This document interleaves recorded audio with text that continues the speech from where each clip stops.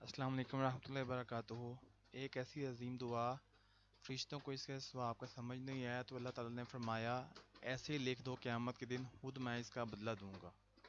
وہ دعا یہ ہے، عبداللہ بن عمر رضی اللہ عنہما کہتے ہیں کہ رسول اللہ صلی اللہ علیہ وآلہ وسلم نے ان سے بیان کیا کہ اللہ کے بندوں میں سے ایک بندے نے یوں کہا، یا ربی لک الحمد کما ینبغی لجلال وجہک و عظیم سلطانک، اے میرے رب، میں تیری ایسی تعریف کرتا ہوں جو تیری ذات کے جلال اور تیری سلطنت کی عظمت کے لائق ہے۔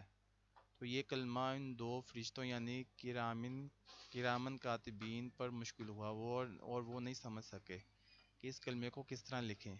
آخر وہ دونوں آسمان کی طرف چڑھے اور عرض کیا، اے ہمارے رب، تیرے بندے نے ایک ایسا کلمہ کہا ہے جسے ہم نہیں جانتے، کیسے لکھیں؟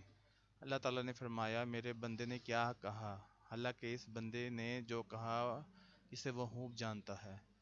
ان فرشتوں نے عرض کیا، تیرے بندے نے یہ کلمہ کہا ہے، یا ربی لک الحمد کما ینبغی لجلال وجہک و عظیم سلطانک۔ تب اللہ تعالیٰ نے فرمایا، اس کلمہ کو انہی لفظوں کے ساتھ نامہ المعال میں اس طرح لکھ دو جس طرح میرے بندے نے کہا، یہاں تک کہ جب بندہ مجھ سے ملے گا تو میں اس وقت اس کو بدلہ دوں گا۔ تو یہ دعا پڑھتے رہیں، یا رب لک الحمد کما ینبغی